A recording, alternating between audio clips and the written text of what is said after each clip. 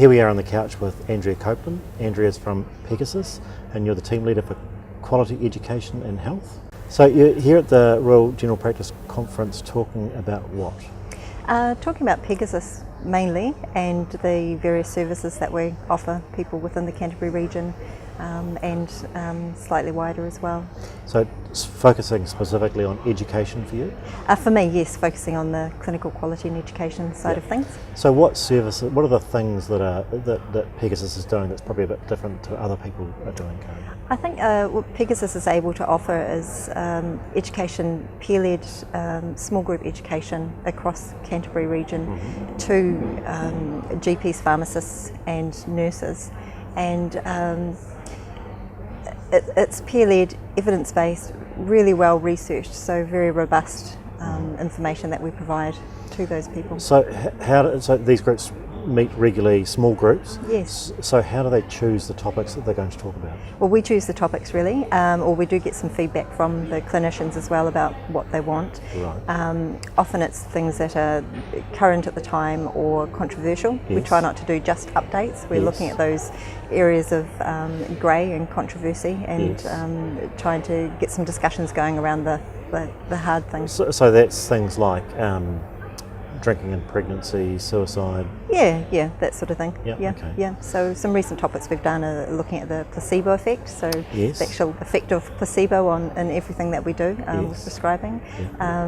We have permission from the GPs to look at their prescribing data and their lab usage as well, and so we present that back to the groups of GPs by name, and it's a really good point for discussion, looking at variation and seeing if we can narrow that variation. Is it something that everyone participates in?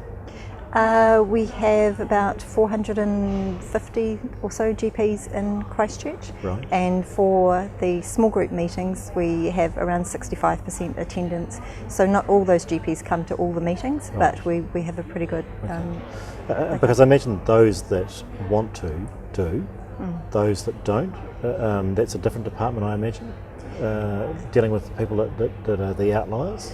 Yeah, there's a lot of opportunities for education in Canterbury, so there are other opportunities that people can take as well, but we're pretty happy with the number of people who come along to our meetings. So what's the motivation for people getting education? It's obviously it's just keeping up to date. Do you offer points? Yes, so we're accredited with the college, Royal New Zealand College of GPs, so we're accredited CME provider with them. There's also that opportunity just to have a very confidential, interactive chat with the people within the peer group that they're meeting with, about controversial issues and things that are quite difficult to talk about. And the meetings are facilitated by a peer, so another GP who's familiar with this topic and able to lead discussion. So the leaders, are they trained in what they're doing? Yes, the leaders have been involved in the education for some time, and they also go through some in-house training, so we give them some tips on how to present and how to interact with small groups. Is that unique around in New Zealand, do you think? Or I think it is, yeah. There are other areas where peer groups, GPs need to be involved in peer groups, and they do have meetings, but the way our meetings are set up, it is unique, I think, in New Zealand. What about nurses' meetings? Is anything different for nurses, or? The nurses' meetings are very similar actually, and we try to keep the same messages and themes across the different disciplines. So we have practice nurse, GP and community pharmacist meetings, and we usually have the same topic and the same take-home messages, but from the different perspective depending on the discipline we're talking to. Great. Andrea, thank you very much. No problem.